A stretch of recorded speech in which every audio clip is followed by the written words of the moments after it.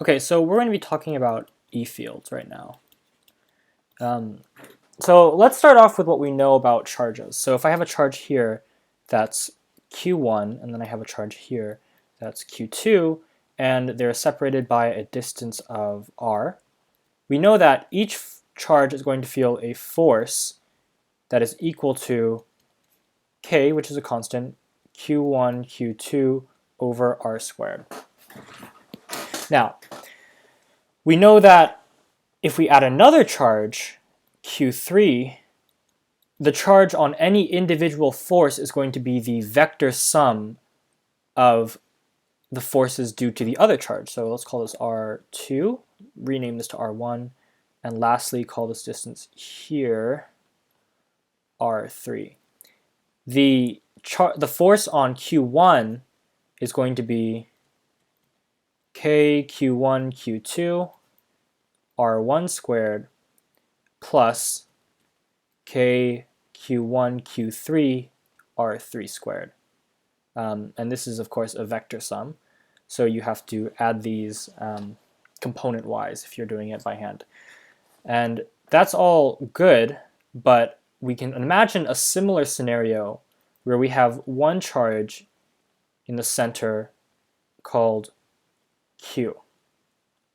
Okay, it's going to be Q, and it has a charge of positive lowercase q. Now, let's take another charge that's charge 1 coulomb and place it anywhere. Let's just place it an arbitrary distance, so we'll call this a distance r1 away. We can ask ourselves, what's the force that this charge here feels? I'm going to draw an arrow. What force does this charge feel? And that's a very easy question to answer. It's just the force equals k q times 1 coulomb, which we're just going to omit right now because it's just 1, r1 squared.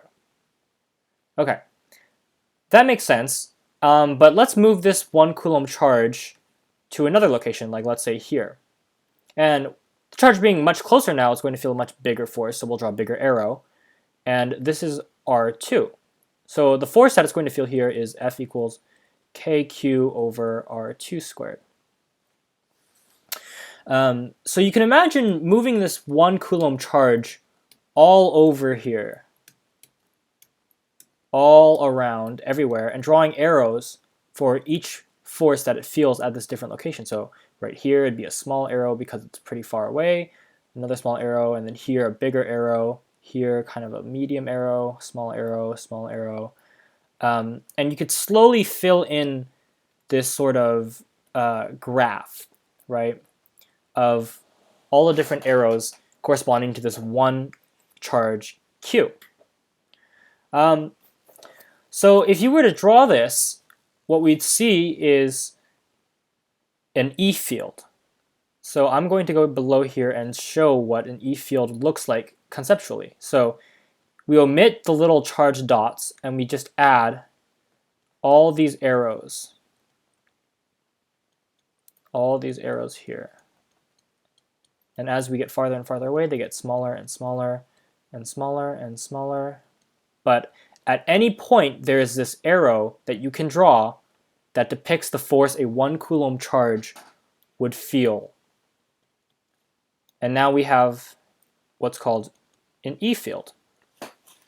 And the units of this E field are newtons per coulomb. And the reason that this is true is because we're measuring the force that any charge of 1 coulomb would feel here. And that's a unit in newtons. But we're dividing away that charge when we express our answer in E field. So we get units of newtons per coulomb. Okay, so we now know that for any charge, we can express this sort of invisible force that a 1 coulomb charge would feel as a unit of E field in newtons per coulomb. And in a similar way, if we were to draw another charge here, we would simply do the vector sum of the E field components in order to get the new E field, which would look something like this. So we have arrows pointing away from both charges, but in the middle they kind of cancel out to form this little zeroed out area. So that's the basic concept of what an E field is. It's a graph of invisible arrows depicting what a 1 Coulomb charge would feel if it were there. And it has units of newtons per coulomb. So naturally, what this leads us to believe is that we can calculate the E field of a point charge in the following way. E equals kq over r squared. And notice right here, this is where a charge would be if you were trying to calculate a force value. So what that means is if we want to find the amount of force that's acting on a charge q, some different charge q that we're not sure of, all we have to do is multiply the E field by that charge value, and we get the force. So we don't have to go through this long process of plugging in kqq over r squared to get F, because we already know E. So we simply set the force equal to the electric field times the charge. And what's great about that is if you know the E field of multiple charges, you don't have to do a vector sum. You can just do the E field times Q. Okay. Naturally, what arises from an E field is the concept of voltage. So let's talk about work for a second. Let's go back to semester 1 and think about what work is. Work is a force dot a distance. So what we can construe from here is that if we have an electric charge here, and we'll call it Q, and we have a 1 Coulomb ball of charge here, these naturally will repel each other, and you'll get a force like this, just like we saw earlier in E field. And as a result, this charge is going to start accelerating. It's going to go all the way away from this little q here. And while it's accelerating, it's gaining energy. And the only way that could be possible is if this charge here is doing work on this. So let's think about how we could phrase this in an equation. So the work that's done on this charge is equal to the integral of the force dot the change in distance, which we'll call ds here, right? That's the work done. And earlier I probably should have shown this work formula as an integral as well. But what is the force on this charge? Well, we know earlier that the force on this charge is the E field, right? Times 1 Coulomb, obviously, because we have Coulomb here. So if we take this integral, we get the amount of work done on the charge, which is actually what we call voltage. Voltage is a difference in potential energy, which can give you calculations of work. So if we have a charge Q here, there is a potential energy that a charge has here.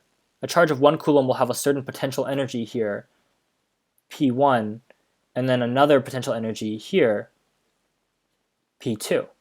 So if we take the difference of the potentials, P1 minus P2, we get how much work would be done if we just let this charge go and move here. And that's called a voltage. So you can see that electric field and voltage are very closely related by an integral.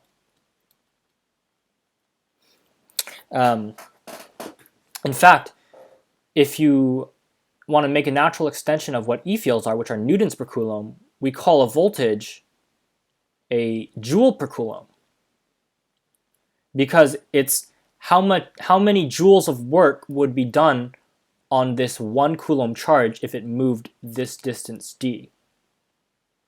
So that's what a voltage is. It's joules per coulomb. And we'll talk more about that in a second. Okay, so let's talk a little more about voltage. So I'm going to propose the following question, and we're going to try to answer it. So if I have a charge Q, positive Q, that's sitting here, and then I have a charge of 1 coulomb, and I just let it go a distance d away, and I just let it fly off. How much work will charge positive Q do on this 1 coulomb charge after a ridiculous amount of time, after it's flown way out of visible fields and it's just gone? We want to know how much work this charge Q does. So we remember our classical formula for work, which is F dot ds. And we're going to slowly fill in all the things that we know here. So we know that the force is equal to the E field, or as we know better, kq over r squared, times 1 coulomb, which we will omit for now because we know it's just times 1. And then we're going to change this ds to a dr because we're working with an r now. So we have to set our limits of integration, which is we start from d away and we go a distance of infinity. We just go on forever. So we just let this charge go and let it fly off. So to calculate the work, what we did is we used the work integral that we know, and we plugged in the force as kq over r squared, which not only is that reminiscent of E field, it's also exactly what we knew before, which is kq over r squared, where this 1q here is just a 1. And then we integrate over distance, just like the formula says to do. So let's try that. What we get is we get negative kq over r squared evaluated from d to infinity, which is, if you look here, 0 in approximate. I mean, if you think about the limit as this function goes to infinity, we get 0. And then we subtract, oh sorry, this should be just an r here. That was my mistake. We subtract kq minus kq over d. So we get kq over d as our result. So the amount of work that would be done on this 1 coulomb charge if we just let it go is kq over d. So let's modify this equation for an arbitrary distance d. So let's change this to r, because it's a more familiar value for us, r. So the work done on a charge of 1 coulomb at any point r away, if you just let it go off to infinity, is kq over r. So what this really is the potential energy of this charge, if you think about it, because it's like, imagine a similar scenario on Earth where you have a ball here above the ground, a distance d above the ground. If we were to drop it and just let it go, it has potential energy mgd, right? And that's what we assign to this point. That's the potential energy with the reference level at the ground here. So in our example here, this positive q is the agent of the force, and our reference level is all the way at infinity. It's just infinitely far away. So our potential energy is kq over r with the reference level at infinity. So that's what we mean when we talk about voltages or volt fields in any sense. So naturally, we can extend upon this and say if we have a charge plus q, and then we have a charge here of 1 coulomb, and it initially starts at a distance a, but we let it move we let it naturally be pushed to a distance b away, and we want to know how much work has been done on this particle here, we can do one of two things. We can either set up a new integral, and we're going to do this one first. We're going to set up a new integral with the limits from a to b of the exact same expression, which is kq over r squared dr, and we're going to see what we get. And then option 2 is to apply what we learned or what we know from classical mechanics and just subtract the potential energy. So for example, if we want to figure out how much potential energy or how much work is done on a ball that drops from height A to height B, we know we could do mgA minus mgB. But we want to see if the same principle applies to charges. So let's just do this integral really quickly. We get kq, or negative kq over r, evaluated from a to b, and you will see that that is simply kq, negative kq over b plus kq over a. And we get, so if you rearrange this, that's just really kq over a minus kq over b. And that's pretty simple. Okay, so let's check with our formula up here. Our formula up here for voltage or potential energy at any point, which we will call U, is equal to kq over r. So let's go down and plug that in. So we're going to do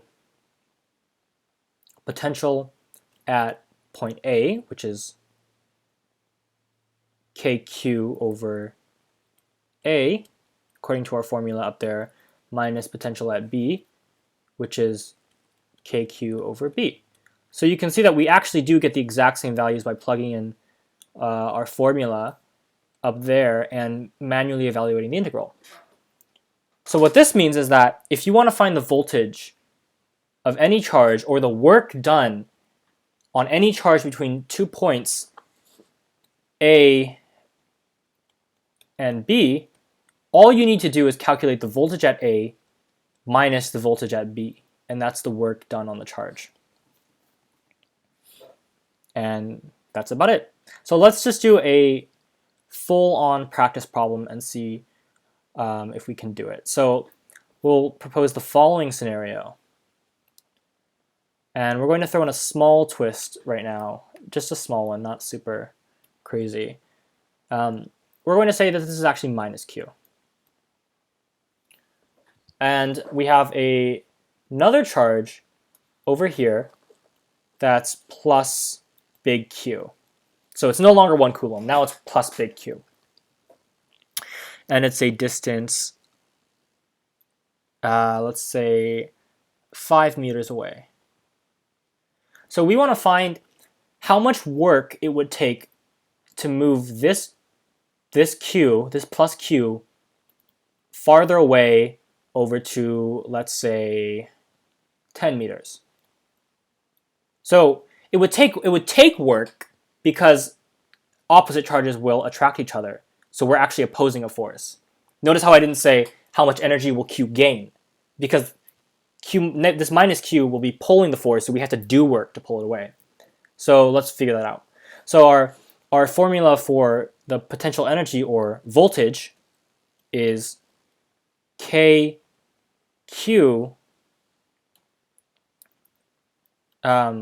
times, or so minus KQ times this charge over R.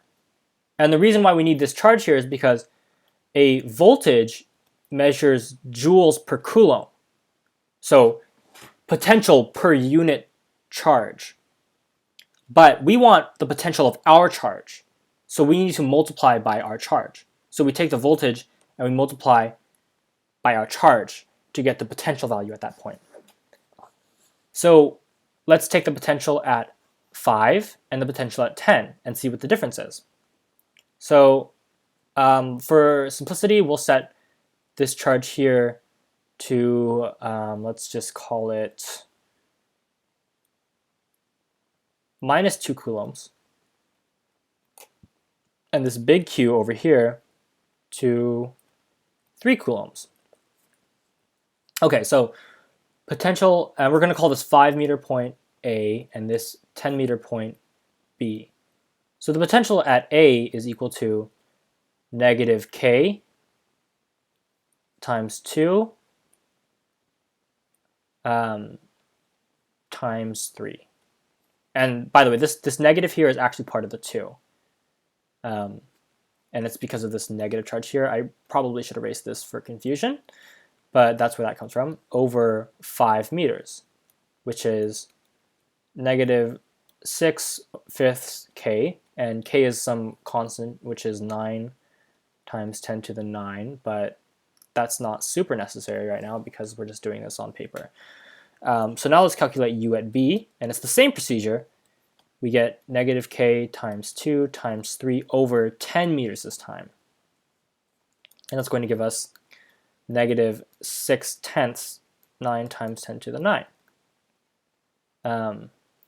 So what that means is that the work we need to do is going to be UA minus UB, which is going to be negative 6/5 plus 6/10, and I just factored out the 9 to the 10, 9 times 10 to the 9 because that's the K value here.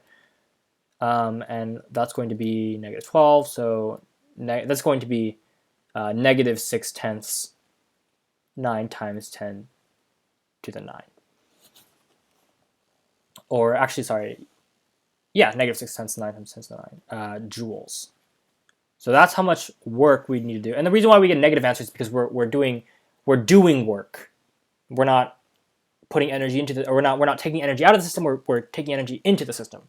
So we get a negative value here, and that's the amount of work it would take to move the point charge plus Q over to B. So hopefully that helps clear up any questions about voltage.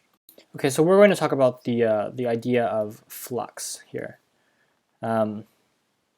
So essentially, let's imagine a surface, just a small patch of surface here, kind of above, hovering above a point charge Q.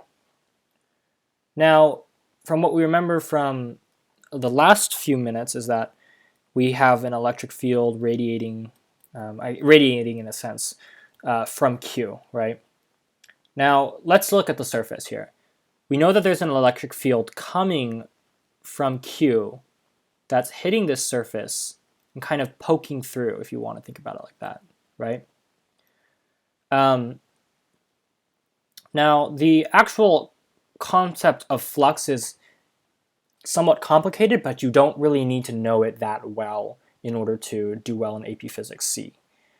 The real definition of flux is the electric field dot a small part of the area, right, integrated over a surface, right? This is the textbook definition of flux, right? And this is pretty complicated to understand. What it involves is finding the perpendicular tangents to perpendicular tangent planes to each part of the E field that intersects the surface, and dotting that with dotting the normal value with the E field value, and then figuring out all these different calculations to get the flux value. But we're going to simplify this to a case where we know all of these E field lines are perpendicular to the surface. Don't worry if you don't know what that means. It's totally fine. We just have to think of scenarios where essentially the E field lines all kind of look like they're coming directly out of the surface. So in the case of a plane, the E field lines will look like this, and in the case of like a curved surface, like a half cylinder here, the E field would look like this, coming out of here, like kind of matching the surface's curvature. That's what we want the E field to look like. And in this case, where the E field is perpendicular to the surface, we don't need to do this fancy integral. We just need to say it's the E field times the area of the surface it's poking through. So what flux is kind of, you can kind of think of flux as how many arrows are poking through a surface and how intense is it? How many arrows of E field are poking through a surface? And the way we describe that is the intensity of the E field, E, multiplied by the amount of area it's poking through. Now keep in mind this is only for physics C. This is how we talk about flux in physics C, because if we're doing flux of more complicated shapes, we have to do a lot more calculus, and that's just not in this course, and we don't really need to worry about it. So memorize the formal definition of flux here, because that's important, and know what it means, but for all intents and purposes, we're going to be using this definition, E times A. And actually, the way we set up later what are called Gaussian surfaces, the way we set those up later, actually revolve around the fact that we want to keep all of these arrows perpendicular to the surface. So actually, let's jump right into Gauss's law from the discussion of flux, so we can talk about how flux applies to physics C. Okay, so let's talk about Gauss's law. So what Gauss's law says is that the flux, and this is the formal definition of flux we just learned a second ago, the flux on any surface is equal to, any Gaussian surface, and we'll talk about what that is in a second, is equal to this charge enclosed by the surface over this constant epsilon 0. So what's a Gaussian surface? A Gaussian surface is any surface that is closed. So think about a ball, think about a box, think about a cylinder, a can, a soup can. These are all closed cylinders, or sorry, these are all closed surfaces, right? You can put something inside of it and there's no way for it to get out. It's a closed surface. An example of something that's not a Gaussian surface would be a sheet of paper, or a sheet of paper bent a little bit, because those cannot enclose anything, and they aren't connected. They aren't closed surfaces. And actually, what this little blue circle here on this integral means relates to closed surfaces, and you don't need to know it for this class. So if you'd like to learn about it, I suggest you research integrals over closed surfaces, but it's not really necessary to know. So essentially what this law says is that if we have a charge in the middle, I'm going to use red, if we have a charge in the middle of a Gaussian surface, or just enclosed in a Gaussian surface, the flux on this surface, the flux here, flux, which is usually called phi, by the way, but that's kind of not important. The flux is equal to the charge enclosed, which in this case we'll call Q. So the charge enclosed by the surface, even if there are charges elsewhere, like if there's one charge Q here, or another one Q2 here, like scattered all around this place, it doesn't matter because they're not inside of the surface. The surface only encloses this one charge, uppercase Q, and it doesn't enclose any of these other charges. So we don't need to worry about them. And, oh, oops. Let me get back here. That's the nice thing about Gauss's law. So we talk about this one charge enclosed here over epsilon. And this is the law that holds. The flux is equal to the charge enclosed over epsilon 0. So why do we care about this, and why is it useful? Well, we care about this because it allows us to calculate the E field very easily for many cases. And we're going to do an example in a second, but let's think about how this could possibly happen. So we know that flux is composed of an E field times an area in our case, and then an enclosed charge over epsilon naught. Well, this E field we can actually solve for now because there's clearly two distinct parts. So in some way, after some rearranging, we'd get something of this nature, right? And how this is done, we'll see in just a second. Okay, so let's do an example on a sphere of charge. Okay, so we're going to do a sphere of charge, or we'll call it actually a conducting sphere. Okay. So one important thing we need to preface is that with conductors, let's say I have this sphere here of solid metal, okay? So this is entirely solid metal all throughout. It's not a shell, it's solid. If I put a charge Q on it, a charge positive Q, since metal is a conductor, what's going to happen is the charge, if we let's kind of zoom up on the surface here. Here's a slice of the sphere.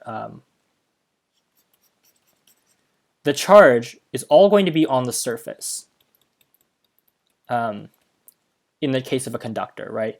There's going to be no charge at all whatsoever on the inside. All the charge is going to be distributed on the surface here. And that's the characteristic of a conductor. The charge will always be distributed on the surface of a conductor, no matter what. If you had something like an insulating sphere, you would see something like this. Oops, yeah. You would see something like this. All the charge would be very evenly distributed throughout the sphere. But in our case, we have a conducting sphere, so it's all on the surface. That's not important to the problem, but for this, I mean, it's not important for this specific problem, but it's something that I needed to go over. Okay, so let's think about what the E-field lines would look like for this.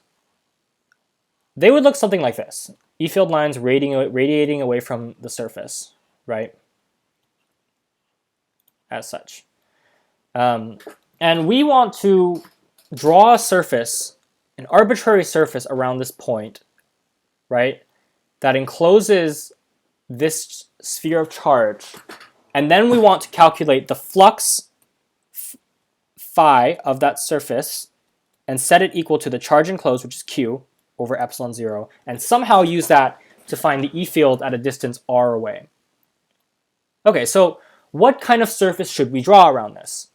There's a lot of options. There's actually infinitely many options because you can draw infinitely many closed surfaces. But there are some very obviously bad answers.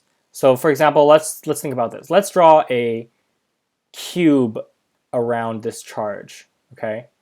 Where each of the corners is a distance r away from the point charge. So this is a point charge exactly in the center of a box, right? And each corner of the box is a distance r away from the r away from the conducting sphere. So this is bad for a ton of reasons. One, the E field is not uniform on the box. So for example, the face, I'm going to redraw this box a little bigger. The faces of the box are actually, the centers of the box are feeling a stronger electric field than the corners, because the corners are a distance r away, but the center of this box is a distance less than r away because it's a box. It's not a uniform distance around. In addition to that, the E field isn't perpendicular everywhere. The E field is still radiating out like a sphere. So if we want to calculate the flux, we'd have to do a very, very complicated integral that would take into account the fact that these arrows are not perpendicular. So ideally, to solve this problem, we want to create a shape that would enclose this sphere, conducting sphere, and still have all the E field lines perpendicular with the same strength, i.e. the same distance away. And really the only way to do that is with another sphere. So we're going to draw a Gaussian surface that's a sphere enclosing this, okay? And the sphere is going to be a distance r away from the conducting sphere, or conducting sphere of charge. So let's think about what flux is. Flux is the electric field times the area. It's really an integral, but in our case, the integral disappears because all the charges are perpendicular and equal. So we have, it's really just an electric field times an area. So what's the area of the sphere? surface area is the correct term. It would be 4 pi r squared, and that's just a mathematical formula for the surface area of a sphere. So we have 4 pi r squared times E, and now we have to go scroll back up and see, okay, well, how much charge is enclosed within the surface? Well, it's just Q. The only amount of charge enclosed in the surface is Q. So we have Q here on top over epsilon 0. So now the next step is, let's just solve for E. Very simple to do. So we just do Q over 4 pi epsilon 0 r squared, and that's it. That's the E field. Extremely easy to solve. For a conducting sphere of charge a distance r away, the E field is Q over 4 pi epsilon naught over r squared. But there's one catch. If we're inside the sphere, somewhere inside here, so for example, let's say the conducting sphere has a radius big R. If we're at a radius that's less than big R, so that means we're inside the sphere, then the E field's actually 0. E field is 0 when R is less than R, because all the charge is on the surface here. So if you were to draw any Gaussian surface inside here, it would enclose 0 charge. Therefore, the E field, the flux would be 0, and therefore the E field would be 0 as a result.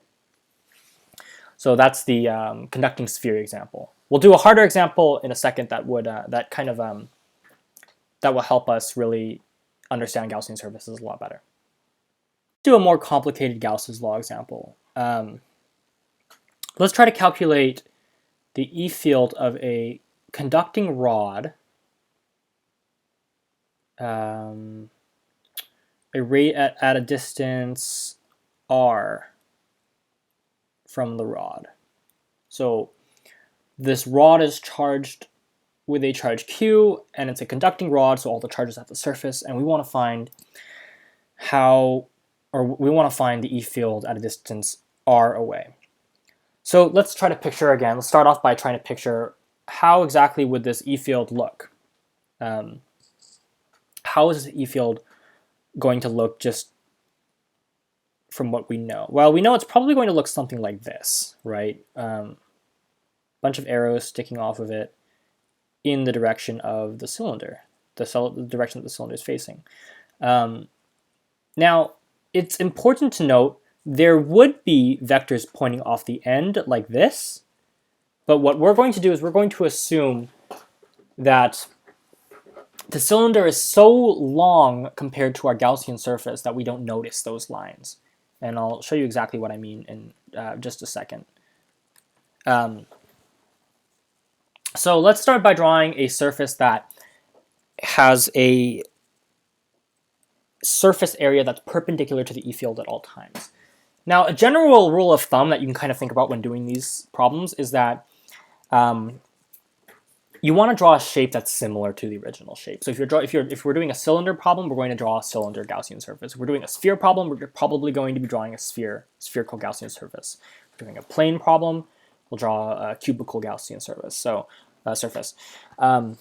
And the problem, technically you can solve the problem with any shape Gaussian surface you want, but it just doesn't make sense to do that in this context.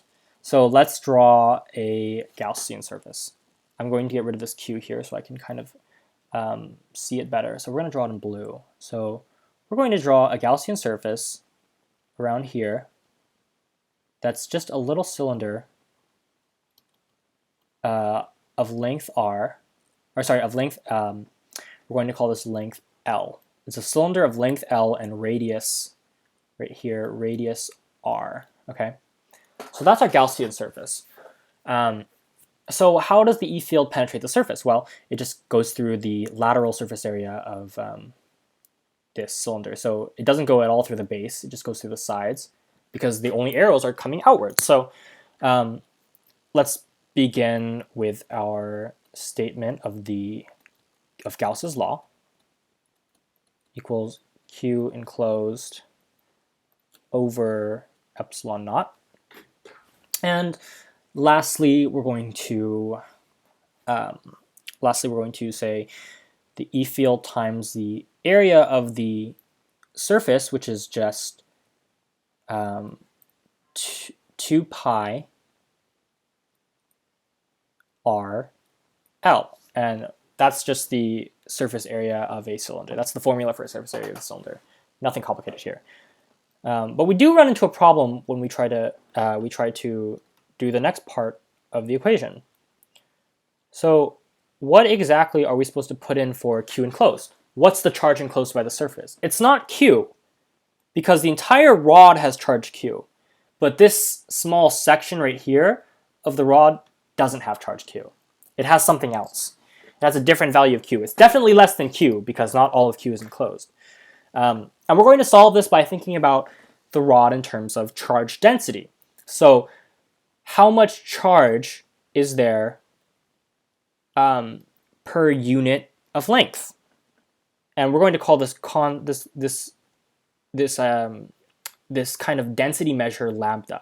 So lambda represents, if we take a segment of this rod that's if we take a tiny part of this rod that's like little l in length, so we take a tiny little chunk of this rod here, just this little chunk here, and it's little l thick, we're going to get a charge lambda L, because it's going to be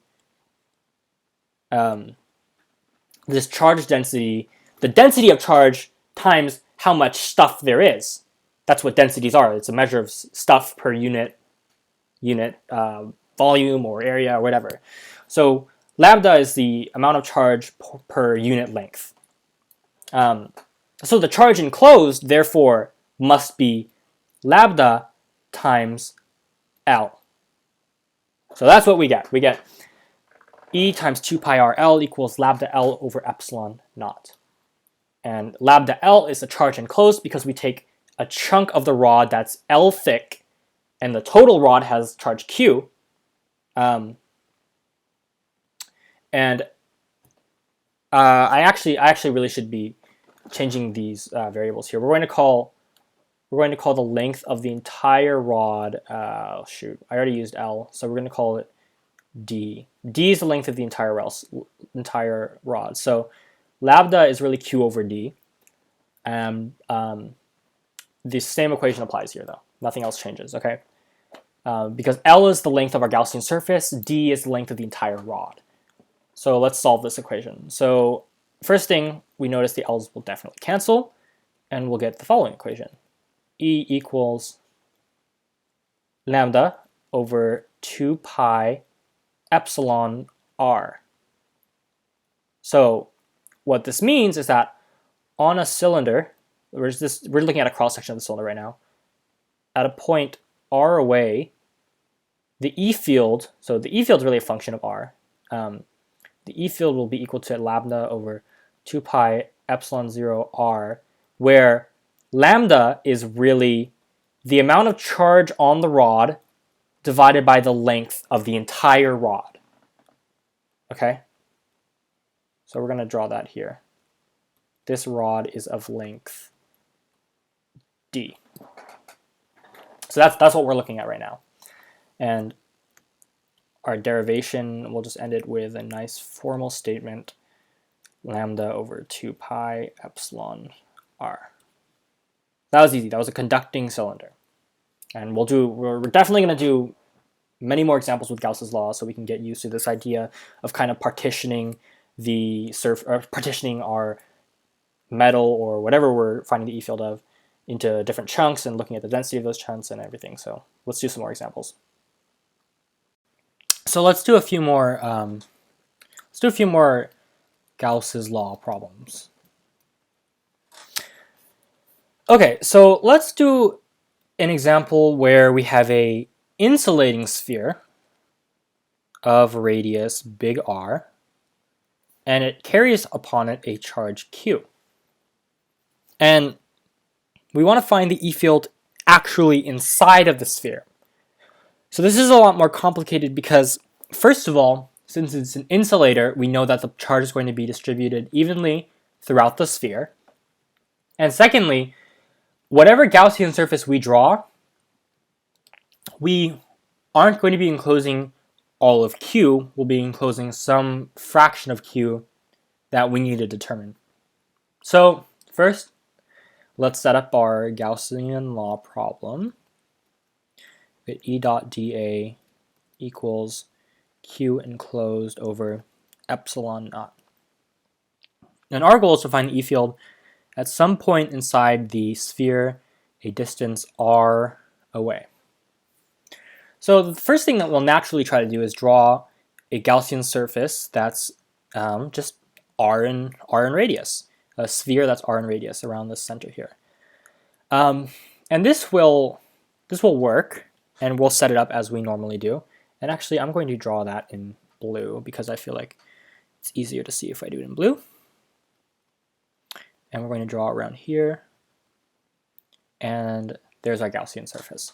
Okay, so first we're going to simplify this to E. And then we're going to multiply times the surface area, which is very simply 4 pi r squared. Okay. Now we need to do the hard part, which is figuring out what Q enclosed is. So first we're going to talk about something called a rho. It's called rho. So it looks like a P, but it's really a Greek letter, which is rho. And this represents the charge per volume of the sphere. So it's the charge per unit volume. So now if we want to think about, you know, how much charge is enclosed, all we have to do is multiply rho by the volume of our Gaussian surface, which is simply 4/3 pi r cubed. And that's the formula, right? So if we were to we calculate rho by taking the total Q divided by how much volume is enclosed in the sphere, and then we multiply that rho value by our Gaussian surface's size. So essentially what we're saying is, if we took a chunk of the sphere that was little r in radius, how much charge would be in it? Well, we know that it has rho units of charge per unit volume, so all we have to do is multiply rho by that volume of the chunk that we took, and that will give us our Q enclosed. So let's write that in. So we have, we're going to write rho times 4/3 pi r cubed. And now let's just do the math. 4's cancel out. The pi's actually happen to cancel out as well. And what's interesting here is the r's actually cancel except for 1 power of r here. So now what we're left with is rho over 3 epsilon naught times r. Now isn't that kind of weird, because we get this function of E field. So what that means is that if we draw a sphere here, so we're going to draw a sphere here, and it's a conducting sphere, it's an insulating sphere, so the charge is distributed evenly. So I'm going to draw two regions. I'm going to draw R here, so this is when, so this entire thing is, let me draw another one here. This entire thing is R in radius, right? But when R is less than R, which is in the case here, we're going to say it's blue. I'm actually going to draw that in blue. So R is less than R. And now we're going to draw a region where we're outside of the sphere, where R is greater than R. So what does this look like on a graph? Well, if we draw E field versus R, given from this equation here, we see that initially it's blue rising. It's blue rising, right? Until we hit this point here where it's R. And then if you remember from a long time ago, our equation for the E field of a conducting sphere was 1 over 4 pi epsilon r squared. And at this point, the E field suddenly changes into a shape that's more familiar, which is like this. Oh, sorry, I should do this in red because that's the color. It changes into this shape and goes on like this. So interestingly, the E field actually has this sharp change right here. And this was the example for a conducting sphere, an insulating sphere. And that's it. So now let's move on to the idea of capacitance. So what is capacitance? Well, just from English roots, we know, or actually Latin, but we know that the capacitance means the ability to store something, right?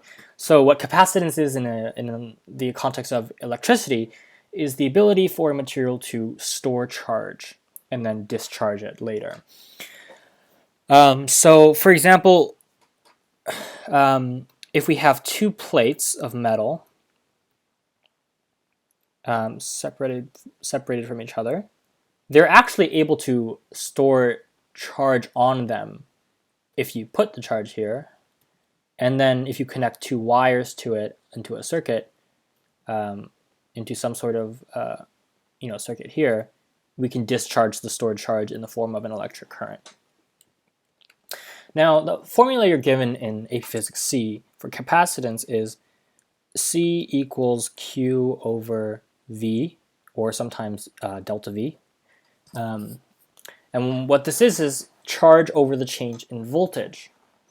So this gives us a way to actually calculate this so-called measure of capacitance, right?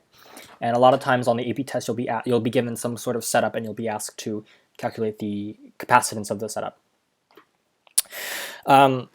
So capacitance is measured in something called farads, which is abbreviated with F, and that's important to know as a fact. Just remember that capacitance is measured in farads. It's important to just know that unit. So the best way to really understand how to do capacitance is to jump into examples right away. But before I start that, I should note that capacitance is a very interesting subject, and it's really fun to study, but in my opinion, you don't really need to know it for the AP test. You don't really need to know a lot about capacitance for the AP test. You really just need to know how to calculate it. So I'm just going to show you how to calculate it. If you're wondering what capacitance is or what it does, you should go look it up. But I'm just not going to cover the conceptual ideas about capacitance. I'm just going to show you how to calculate it because that's probably all you care about anyway. So if you're watching this video, that's probably what you want. So well, let's just jump into that. So let's take an example, the parallel plate capacitor, right? Basically, there's a charge distributed here, plus,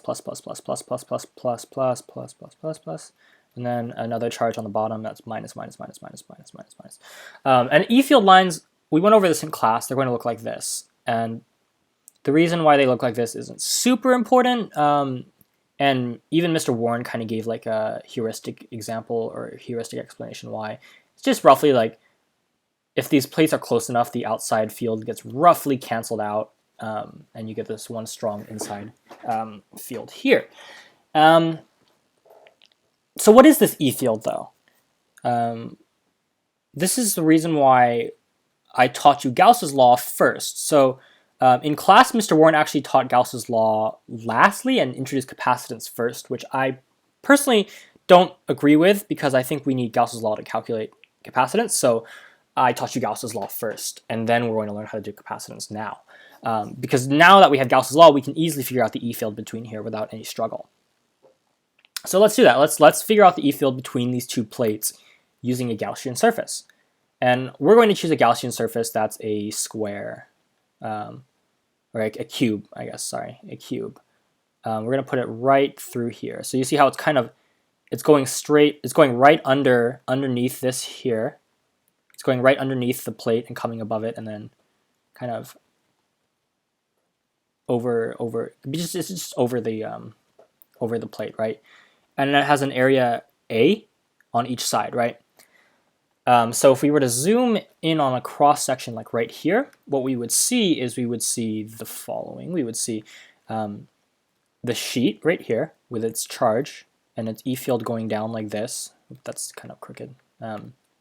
With its E field going down like this, and then we would see our Gaussian surface enclosing it like this.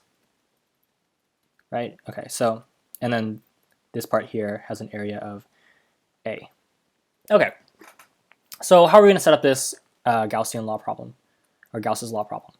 Well, we would do E dot dA equals Q enclosed over epsilon naught. And E field, that's what we're looking for. The area is going to be just A, because if you notice, there are no E field lines going this way. There are none going this way. So all we have to worry about is this one side here, which is going to be just A, because that's what we stated it to be. It's going to be A. The area of the plate is A. All right. Now we have to look at this idea of charge per square meter, charge per unit area, which we'll call sigma, little sigma. And before we called lambda was charge per unit length, and we called rho, which is charge per volume. This one is the sigma, which is just charge per area. Exact same concept applies, so I'm going to go through it fast. So we have charge over unit area. That means that the charge enclosed is going to be sigma times A, because it's the charge density times the amount of stuff we have, which is A. So we're going to quickly fill everything in here, and we have A, sigma, and then we have A. And let's do the math. This cancels, easy. E field's actually constant, because E field in here is constant, and that's it. We have sigma epsilon naught. That's our E field for our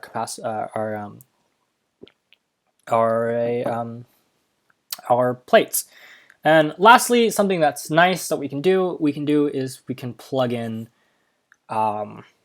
sigma just to make this a little nicer. We get Q over A epsilon naught. Now keep in mind, this A is actually different. This A is the area of the entire plate. This white A is the area of the entire A. This blue A was just our surface. So yeah, that's so our E field is now E equals Q over A epsilon 0. Okay, so how does this help us find capacitance in any way whatsoever? Well, if you recall from earlier lectures, voltage is really the integral of E over some distance, ds, right? That's what V is. So we have this distance d here, and we have an integral that we can set up with E field. And then lastly, we have our formula for capacitance, which is Q over V. So now it's starting to all kind of come together. We know how to get V. We know what Q is. Q is just, well, Q, because that's what we set it to. And we know what the E field is. So let's just solve for V and plug it all in. So V is the integral of the field from, we can call it whatever we want. We can say 0 to D, because it's all the same. It doesn't matter. Of Q over A E, or A epsilon, and then what do you want to call it? R, something dr. Where it's just simply finding the voltage between the two plates right now. That's all we're doing. And this integral is super easy. It just turns into dq over A epsilon naught. That's it. That's the voltage between the two plates. So we can finish up this capacitance example. Finding the capacitance between two plates, we get Q over the distance between the plates. I'm going to actually move this little d over here because it's kind of confusing me, because it looks like a dq, like is in a differential. So whatever. Q over qd A epsilon naught. And this bunch of algebra actually simplifies to A epsilon naught over d. So the capacitance of two plates in parallel was calculated to be A epsilon over D. So in general, the way you approach these capacitance problems is you're going to know the Q basically, and oops, I don't know what that is. You're going to know the Q, and the Q's super easy to find. The Q's super easy to find because we know it. The V is the challenging part of all these problems. So the V is what we're going to spend the majority of time working on when we're solving capacitance problems. So we want to get V, and the way we get V is we first solve for E, which is the electric field, and then we integrate over the capacitance. We integrate over, that was wrong. We integrate over the distance between the two, plates, shells, cylinders, whatever it is. And then whatever we get from this integral, we plug into V, and then we write out the expression. So let's do a few more examples, because this might have left you kind of confused or unsure how to approach the problems in general. So let's do a few more examples. So let's derive the capacitance of a cylindrical shell capacitor, and that's very easy to picture. Actually, it's just a kind of cylinder inside of a cylinder. So despite my poor drawing skills, you can kind of imagine what it looks like yourself. We have this rod here, and it's charged. This entire thing's charged Q. We have a rod inside, and then a shell around it. And this is a setup that can store charge. So let's look at it from the top down. It might be a little easier. We have an E field going like this. So let's find out what the capacitance of this is. And we're going to say it's a length L with a charge Q. And we're going to call this one right here. We're going to call this radius here A, which is right here. We're going to call this radius right here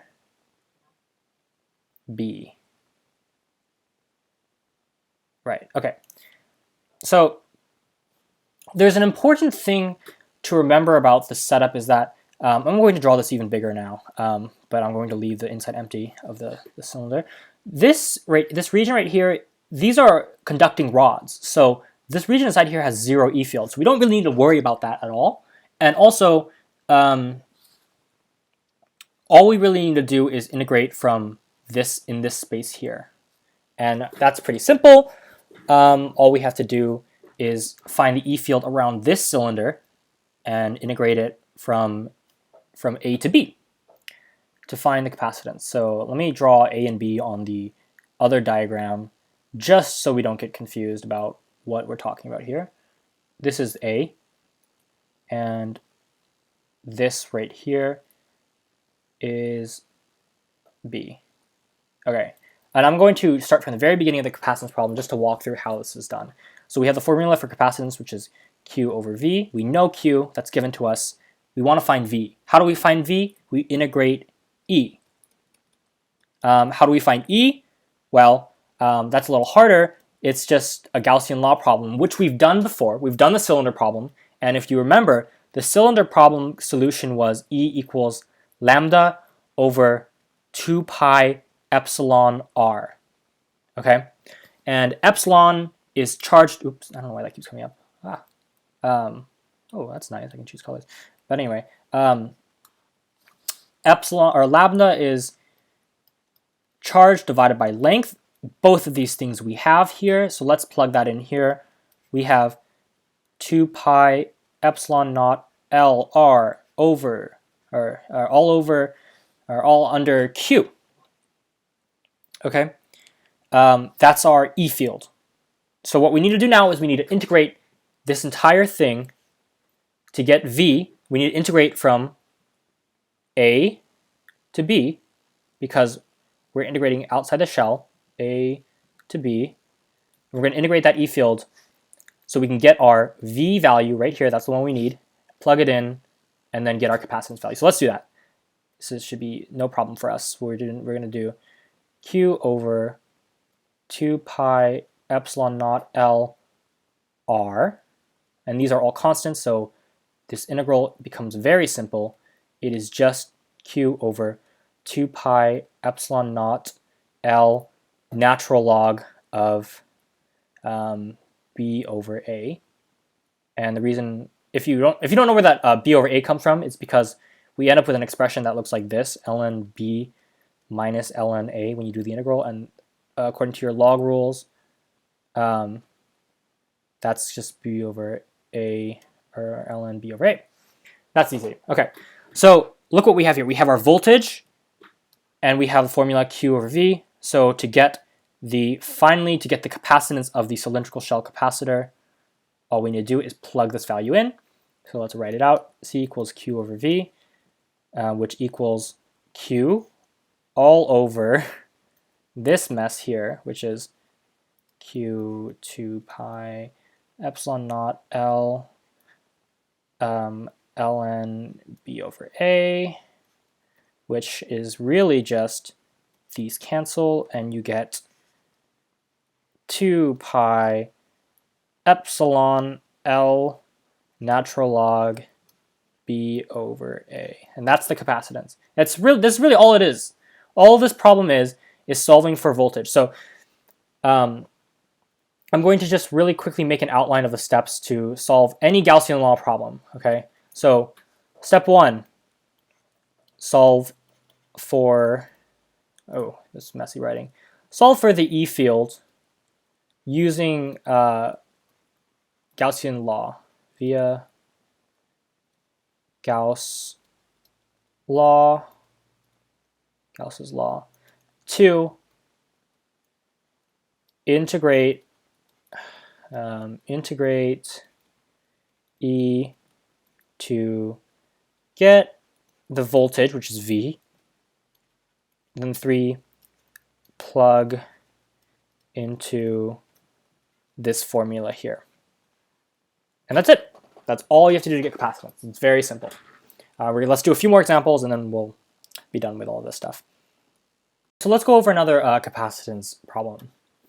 So we're going to calculate the capacitance of a metal sphere inside of a cylindrical, or inside of a spherical shell.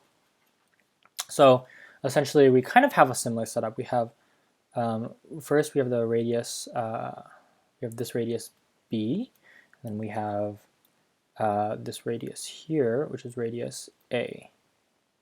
And then, of course, the inside metal ball here is a conductor. So the charge inside and E field inside is going to be 0. And also the outside shell is a metal shell, so the charge is going to be distributed along the surface of it. So let's draw the E field lines here and see what we think it would look like. It looks like it'd be pointing this way because we have a plus Q on the inside and minus Q on the outside. So we're going to draw Q here. We're just going to label it Q. The charge is Q. So let's start with how we approach this. So first step is to calculate E. So we want to get the E field, and we actually know this E field already. The E field is simply what we obtained before for the Gaussian surface of a sphere, which is actually equal to 1 over 4 pi epsilon r squared. Of course, we have a Q here also. So Q over 4 pi epsilon naught 0 or epsilon 0 r squared. So that's easy enough. So now we need to get V by integrating E. And our bounds of integration are simply from A to B. That's it. And now we're going to do this integral. And that's pretty simple. A to B, And all these things are constants, which isn't too bad. Epsilon naught r squared, except for the r squared, of course, which we can take care of pretty easily. And that amounts to, let me scroll down a bit here. That turns into q 4 pi epsilon naught times, of course it's negative, but we'll flip the signs here, 1 over a minus 1 over b. Right. So now we have v. To get our capacitance, we plug into c, which is q over v, and that gives us q over 4 pi epsilon naught 1 over a minus 1 over b, and of course these cancel and we get 4 pi epsilon naught of 1 over a minus 1 over b. So it's a very kind of intuitive, simple process to derive capacitance once you really get down to it. The hard part is, of course, finding E field and then finding voltage from the integration afterwards. And now there's one more thing that I haven't covered yet, but it's incredibly simple and it shows up almost all the time on the A/B test, but it's very easy. Basically, it's the idea of a dielectric. So a dielectric is a substance or material they put in between the conducting parts. It's an insulator, but it's a material they put in between the conducting part of the two, or of the capacitor. Like for example, see I'm filling in green here. The green represents the dielectric here, and what it does is it changes the capacitance, right? So there's a dielectric constant that's called K. It's a different constant than Coulomb's constant. It's a different K, but it's a number between 0 and 1. So it could be 0.8, and it changes the capacitance of the material, right? Because now this dielectric here changes the E field inside and thus changes the capacitance, changes the voltages and everything. And the way you calculate the new capacitance is simply multiply the old capacitance by K. So in this new problem where there's a dielectric, let me write it out, dielectric. In this new problem where there's a dielectric, to get the new capacitance, all we do is multiply by K. That's it. So when there's a dielectric, derive the capacitance as normal, as you normally would, and then just put the K, which is the constant, the dielectric constant, at the end, and that's it. That's how you do the entire thing. Okay, so this is our new capacitance with the dielectric taken into account. And that's about all you need to know. Thanks for watching.